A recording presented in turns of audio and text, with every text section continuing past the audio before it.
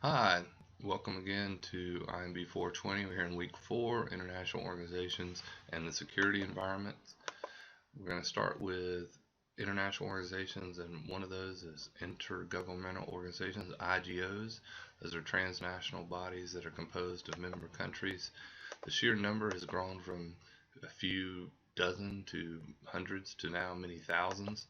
The reach, geography, issues, and the actors involved are worth exploring, and what intergovernmental organizations do and why they do it. So let's talk about why they organize as collectives as IGOs. Well, for public goods, for non-rivalrous and non-excludable goods. The Montreal Protocol, for example, is an agreement signed where the member countries agreed to reduce the harmful substances to the ozone layer, for example, one being to try to reduce the hydrofluorocarbons from hairspray. Trends in IGO formation. The UN Charter serves as a foundational treaty of the United Nations, and the member countries are bound by its articles. There's increased international contact, there's increased global interdependence, there's expansion of transnational problems, failure to provide security, and the efforts of small states to gain strength. These are all reasons why IGOs have emerged and the need to deal with those problems. How they function. IGOs function in an interactive arena in which member states pursue their individual national interests. The arena for interaction is facilitating cooperation. They still act as independent, or they act with the supranational organization. Trends in IGO formation. Some of the trends are that LDCs, mainly those lesser developed economic countries in Africa, Asia, and Latin America, with economies that are still based on agrarian and agricultural development. Their GDP is much lower than that of the Western countries. So the need for IGOs is really more prevalent in those countries to deal with the issues that they have. How IGOs function? Well, the arguments for expanding supranational authority would be that there was a kind of world federalist movement where there's just kind of a cooperation among nation states, and that most do not advocate abolition of state sovereignty. So they're not foregoing all of their nationalism, but they're wanting to come together to an extent to solve some of these problems. So that's really the impetus behind the IGOs. How do they function? Arguments for expanding the supranational authority are practical barriers, political objections, doubt about effectiveness. Decentralization would diminish cultural diversity and political experimentation. In other words, developing some kind of form of homogeneous world. So those are the arguments against it. What about activities and behavior of IGOs? Well, there's peace and security goals involved, creating norms against violence, providing a debate alternative, and intervening diplomatically.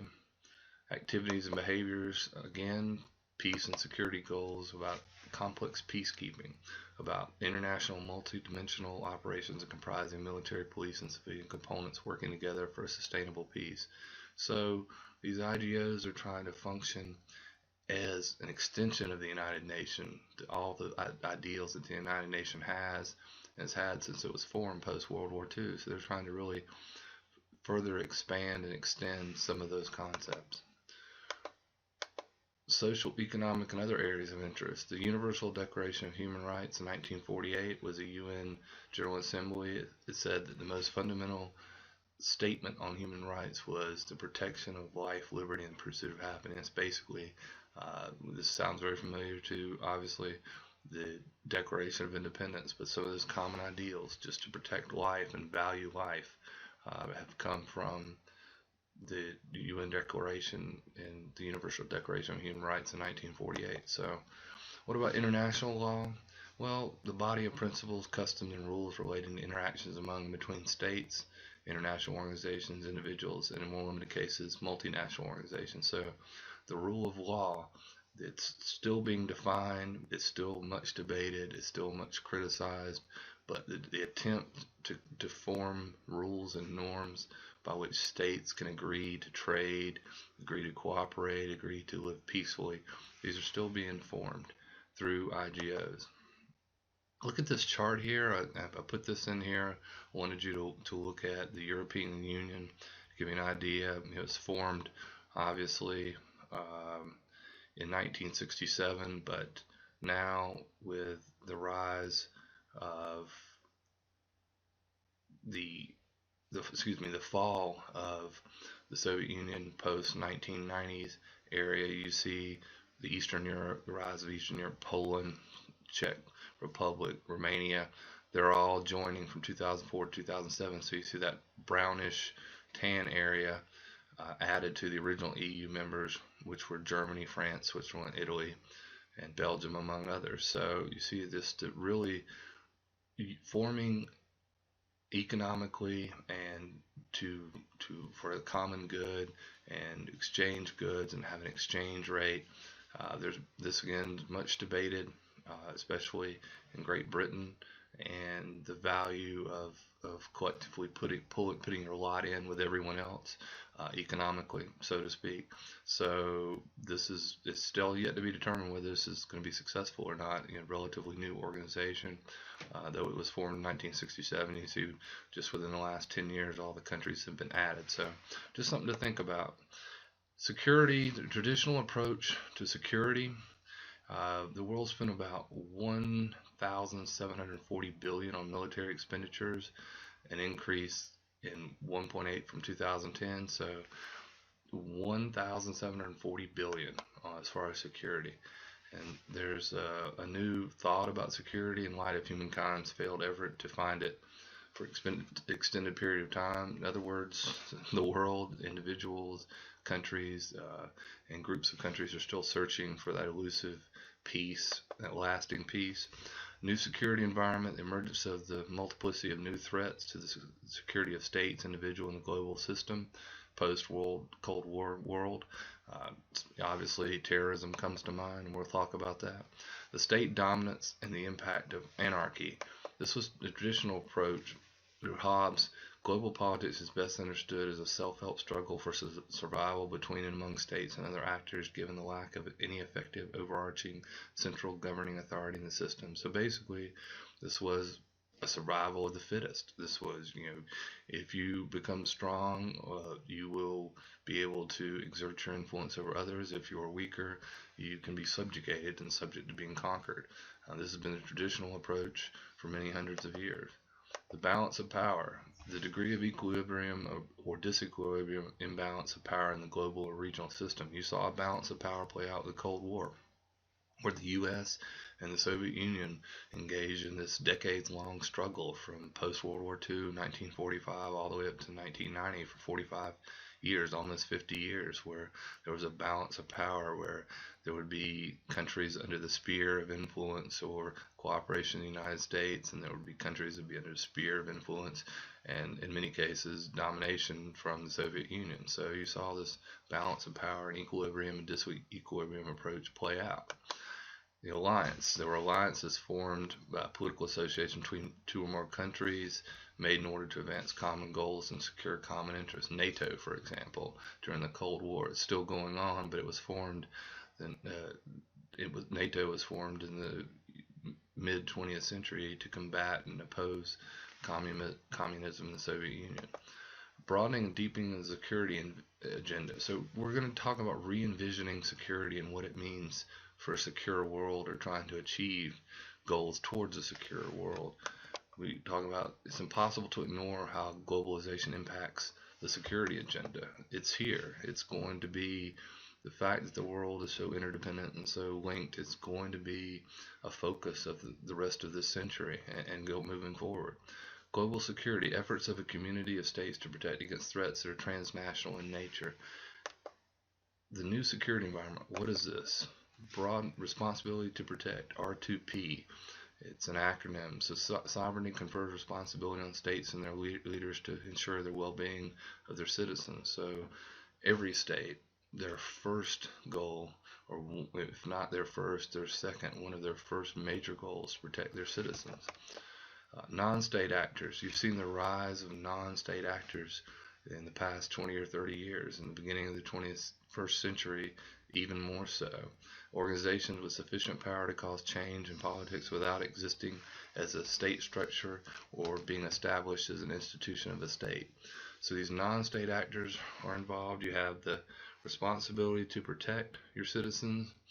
You have these non-state actors, you have technology, you have the ability to travel, and just all these different concepts are coming together, and there's a new security environment thought. So post Cold War origins, what's going on since the fall of the Soviet Union and the Cold War ending, changing security threats and responses, clash of civilizations that Huntington talks about in his books. What do we mean by clash of civilizations that are going on? Source of future conflict will be along civilizational lines, with conflicts emerging at the fault lines or interfaces of most contentious of major civilizational units.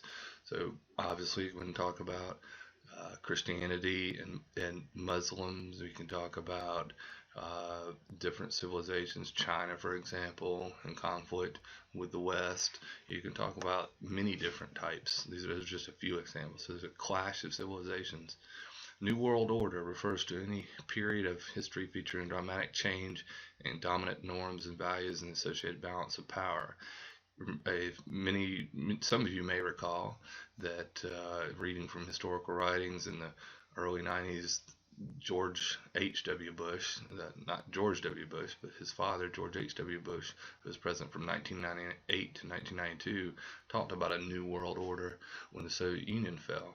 And to an extent, we're still grappling with what that means and where that's developing. To an extent, I would suggest it's still in flux. Defining features of the New World Order: shifting rules, state sovereignty in decline. We've talked about this before in class. In the previous presentations, there is somewhat of the state sovereignty in decline. It's the degradation of the nation state. Doesn't mean it's going to go away, but it does mean the lines are getting blurred, so to speak, as far as what constitutes a nation, and with the shifting peoples and shifting interests. State sovereignty has played a dominant role with the traditional approach. So in the new approach, where is it going to fit in? It's still going to be there, but how is it going to fit in with IGOs and multinational corporations and all these other these security threats? Complex dynamics of contemporary security require acknowledgement that preservation of state sovereignty no longer is the only important consideration. It's still a consideration, but it may be not be. There may be others to go along with it.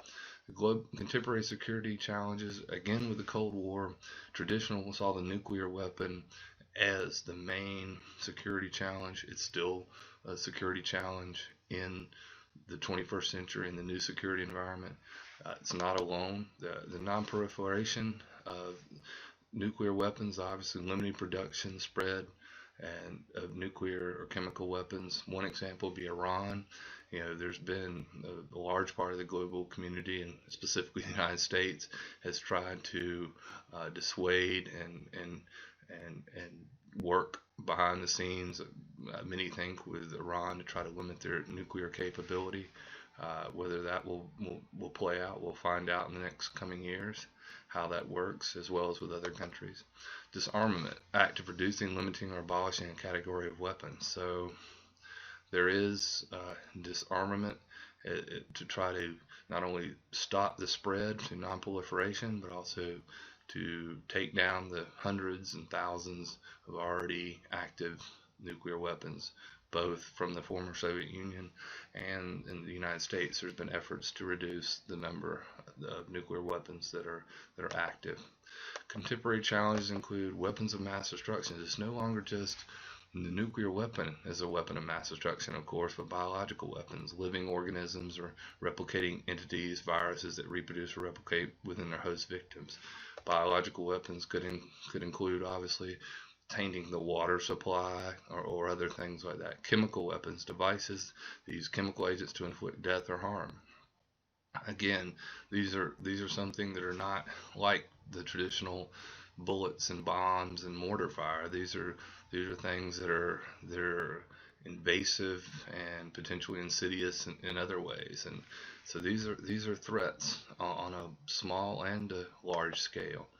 So that's the end of week 4. I just want you to think about the rise of IGOs and international organizations, and then security environment and how they fit together. So we'll go ahead and see you in week 2. Thank you.